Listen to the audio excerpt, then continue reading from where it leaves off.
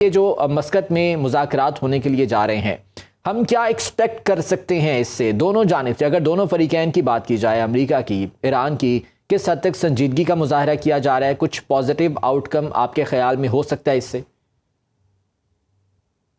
बहुत शुक्रिया, आपने प्रोग्राम में शामिल होने का मौका दिया। देखिए, मैं इन मुज़ाकरात से खास मुतमईन नहीं हूँ। उसकी कुछ बुनियादी वजूहात हैं।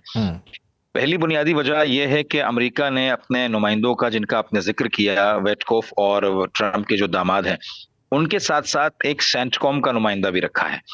ये इस बात की दलील है कि सेंटकॉम का नुमाइंदा कोशिश करेगा मुज़ाकरात को खराब करे और जंग की धमकी दे। वरना ये तरीका नहीं है कि आप सियासी सतह पर जो मुज़ाकरात हो रहे हैं उनके अंदर अस्करी लोगों को शामिल करें। यही काम ईरान भी कर सकता था, एक बुनियादी वजह। दूसरी बुनियादी वजह, अभी तक जो है वो डेटरेंस पावर का इजहार हो रहा है दोनों तरफ से। जिस तरह से ईरान ने एक रोज पहले खुर्रमशेर 4 मिसाइल जो लॉन्च किया, वो इस बात की अलामत थी कि अमेरिका चूंकि मुज़ाकरात में संजीदा नहीं है, अमेरिका मुज़ाकरात को एक शील्ड के तौर पर यूज करता है, एक कवर के तौर पर यूज करता है।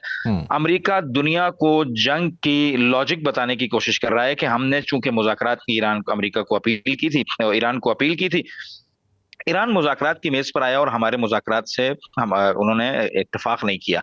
मैं पहले भी ये बात कह चुका हूं कि ये मुज़ाकरात नहीं है, ये बेसिकली डिक्टेट है। अगर मुज़ाकरात, जो कि अब तक की खबरें हैं, सिर्फ और सिर्फ न्यूक्लियर इशू पर होते हैं, तो ये मुज़ाकरात किसी हद तक मुमकिन है कामयाब हो जाएं, क्योंकि न्यूक्लियर इशू पर ईरान अज रोज अव्वल मुज़ाकरात की टेबल पर है और ईरान ने आज रोज अव्वल अपना ये मौकिफ रखा है कि इनरिचमेंट जो यूरेनियम की है उस पर हम बात कर सकते हैं, उसको हम नीचे ला सकते हैं और उस पर जो है वो बैनुल-अक़वामी जो एटॉमिक एजेंसीज हैं उनके साथ काम भी कर सकते हैं। खुद अमेरिका या मसलन यूरोपियन यूनियन के लोग भी इसमें हमारे साथ शामिल हो सकते हैं। लेकिन यहाँ पर यूरेनियम एनरिचमेंट का मामला नहीं है। अगर ये चीज यूरेनियम एनरिचमेंट तक ही रही तो मुमकिन है मुज़ाकरात कामयाब होंगे।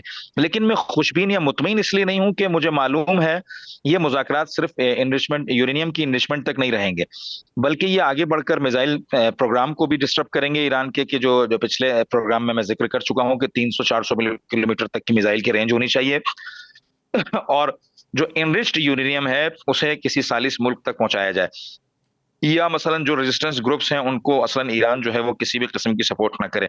तो ये ऐसे इश्यूज हैं कि जिनको ईरान एड्रेस ही नहीं करना चाहता है। और ईरान के जो वजीर खारजा हैं अब्बास अराक्ची, उन्होंने यहाँ से रवाना होने से कबल, यानी ईरान से रवाना होने से कबल ये बात क्लियर कर दी थी कि हमारा एक ही एजेंडा है और वो है कि यूरेनियम की एनरिचमेंट।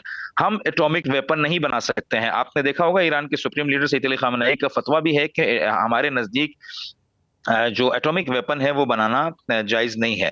तो ये बात ईरान की तरफ से क्लियर है कि हम एटॉमिक वेपन नहीं बना रहे हैं। साहब, जिस तरह से आपने कहा कि अगर सिर्फ ये न्यूक्लियर इशू पर मुज़ाकरात होते हैं तो शायद ये कामयाब हो जाएं, लेकिन अमेरिका शायद इससे भी 2 कदम आगे बढ़ेगा। हमने गुज़िश्ता चंद हफ्ते पहले जो है वो देखा कि रजीम चेंज के हवाले से अमेरिका की जानिब से बहुत सी बातें की जा रही थी। इवन के ईरान के अंदर जो मुजाहरे हुए उसके बाद पूरी दुनिया में ये बातें शुरू हो गई। तो क्या रजीम चेंज के हवाले से भी अमेरिका, आप समझते हैं कि कोई मुतालबा कर सकता है इन मुज़ाकरात में, या एक बहाना बना सकता है कि इसको डेडलॉक का शिकार किया जाए और उसके बाद फिर वो जंग की तरफ वापस आए? नहीं, रिजीम चेंज की तो डायरेक्ट अमेरिका बात ही नहीं कर सकता है ना। अमेरिका ने जो भी बात करनी है इसी करंट सिस्टम के साथ बात करनी है। अगर रिजीम चेंज का मसला होता तो फिर तो मुज़ाकरात का इशू ही फेल है। मैं इसलिए ज्यादा मुतमईन नहीं हूं। आप यहाँ देखिए, दो बातों को समझना होगा। एक तरफ अमेरिका ईरान को मुज़ाकरात की मेज पर लाके बात कर रहा है और दूसरी तरफ फ्लोरिडा के अंदर जो एंटी रेवोल्यूशन जो एलिमेंट्स हैं उनको बिठा के उनसे भी मीटिंग कर रहा है कि हम इस सारे सिलसिले को आपके हाथ में देंगे। मैं इस चीज को एक दलील से साबित करना चाहता हूं।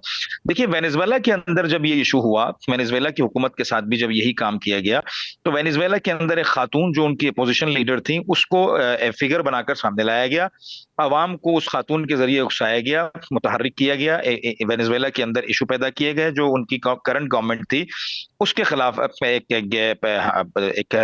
यानी ग्राउंड हमवार किया गया। उसके बाद उस खातून को उठाकर अमेरिका ले जाया गया कि वहां से वो हिदायत करती रहे, वेनेजुएला में उसकी जान को खतरा है।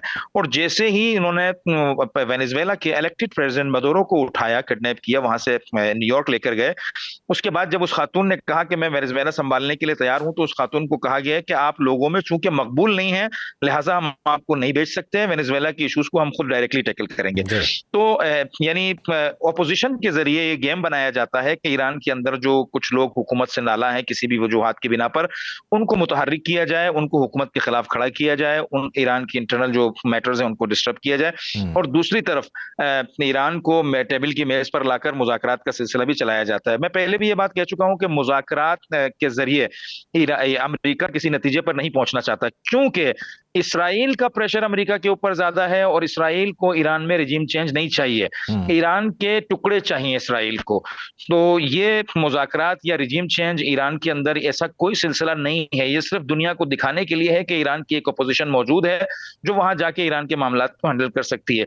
दरवाक़े या दरअसल ये सिलसिला रिजीम चेंज का नहीं है, बल्कि ईरान की इस पूरे ईरान को कई टुकड़ों में तकसीम करने की पॉलिसी है, जिस पर ईरान के सुप्रीम लीडर जो है वो ये मामला इसी तरह से रहा, मजीद खराबी का शिकार होता रहा और ईरान पर बिलाखिर अगर अमेरिका हमला करता भी है तो इसके मिडल ईस्ट पर या ईरान के हमसाया मुमालिक पर क्या असरात आप देख रहे हैं आने वाले वक्त में?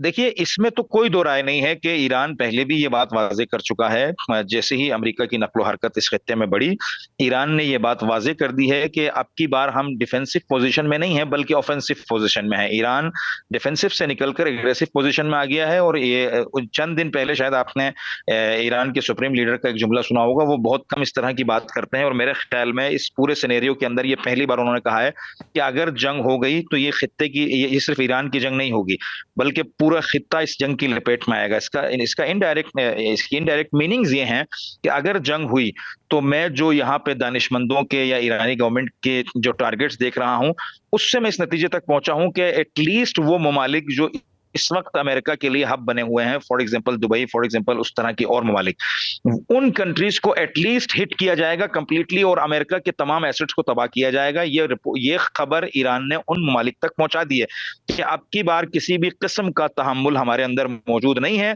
हमारे वजूद को चूंकि खतरा लाहक हो गया है, लिहाजा जो भी हमारे खिलाफ किसी भी किस्म की अमेरिका की हेल्प करेगा हम उसे भी नहीं छोड़ेंगे और उसके भी तमाम टारगेट्स को हिट करेंगे। दूसरा अहम नुक्ता जो ईरान ने ट्रांसफर किया है वो आप जानते हैं, जो आबनाए हुर्मुज है उसको मुकम्मल सील किया जाएगा। और तीसरा अहम नुक्ता, अगर हमारे तेल के असासों को हिट किया गया तो हम इस पूरे खित्ते में तेल के असासों को हिट करेंगे, अगर हम नहीं तो कोई नहीं। और अमेरिका भी ये बात जानता है, ठीक है अमेरिका सुपर पावर है, उसकी टेक्नोलॉजी ऊपर है, लेकिन इस वक्त रूस और चीन की तरफ से भी मुकम्मल अमेरिका को सपोर्ट की जा रही है। और आपने सुना भी होगा, ये खबरों में भी ये बात चल रही है कि हर रोज जो असलहा बरदार तैयारे हैं वो रूस और चीन से मसलन हर हफ्ते, हर 2-4 दिन बाद, हर 10 दिन बाद तैयारे आते हैं, कुछ ना कुछ तो उतारते हैं, यकीनन कोई ना कोई टेक्नोलॉजी तो इन तक मुंतकिल हो रही होगी।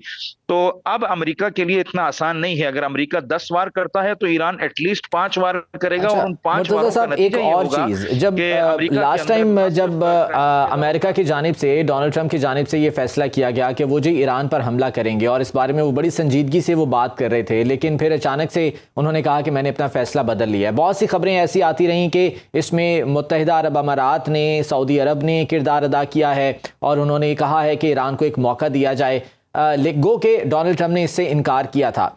अब अगर ये सिचुएशन दोबारा बनती है तो यूएई का, सऊदी अरब का या दीगर कंट्रीज का, रियासतों का क्या किरदार आप देख रहे हैं? इसमें भी दो राय नहीं है। सऊदी अरब ने, कतर ने और दीगर जो ममालिक हैं, खुद अरब अमारात ने मिलकर अमेरिका पर प्रेशर डाला है कि हम 12 रोजा जो जंग थी उसमें हमने बहुत जो है वो मामलात को शदीद होते हुए देखा है, हमने बहुत यानी मामलात को बिगड़ते हुए देखा है।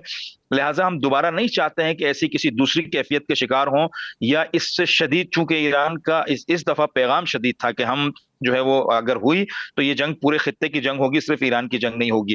तो ये कुछ ऐसी चीजें थी कि ये यकीनन किसी भी मुल्क के लिए, खास तौर पर जो गल्फ की अरब कंट्रीज हैं उनके लिए बहुत ही नाकाबिल तहम्मुल ये सिचुएशन है, क्योंकि उनके ममालिक इंतहाई आराम, लग्जरी और अयाशी की जिंदगी गुजारने वाले ममालिक हैं। ऐसे किसी सिनेरियो को वो तहम्मुल नहीं कर सकते हैं। तो ये जो संजीदा पैगाम, या आप यूं समझ लीजिए कि शिद्दत से भरपूर पैगाम जो ईरान की तरफ से गया, उसने ये इज़्तिराब पैदा किया और इन तमाम ममालिक ने मिलकर अमेरिका से कहा कि आप इस स्टेज पे ना आइए कि खुद हमारे लिए भी और आपके लिए भी इस खित्ते के अंदर जो है नाअमनी की फिजा पैदा हो जाए, या हम जो है वो बहरान से दो चार हो जाएं। चूंकि बहरान सिर्फ और सिर्फ इन ममालिक के लिए नहीं रहेगा, बल्कि अमेरिका के लिए भी ऐसा शदीद बहरान पैदा होगा इस खित्ते के अंदर कि दोबारा सिमटना और अपनी पोजीशन पे आना अमेरिका के लिए मुमकिन नहीं होगा। मैं फिर ये कह रहा हूँ, गो के ईरान शदीद तरीन नुकसान उठाएगा, लेकिन फिर वो किसी को इस काबिल भी नहीं छोड़ेगा। हम वो जो उर्दू में मशहूर कहावत है, हम तो डूबेंगे सनम तुमको भी ले डूबेंगे वाली यकीनन कैफियत बर्पा हो जाएगी। ठीक, चलें, उम्मीद करते हैं कि ये जो मुज़ाकरात हो रहे हैं इसका कुछ पॉजिटिव आउटकम दिखाई दे और दोनों फरीकैन जो है वो संजीदगी के साथ बातचीत की जानिब बढ़ें। बहुत शुक्रिया, मुर्तज़ा नकवी साहब हमारे साथ मौजूद थे और इस बारे में सारे ख्याल कर रहे थे।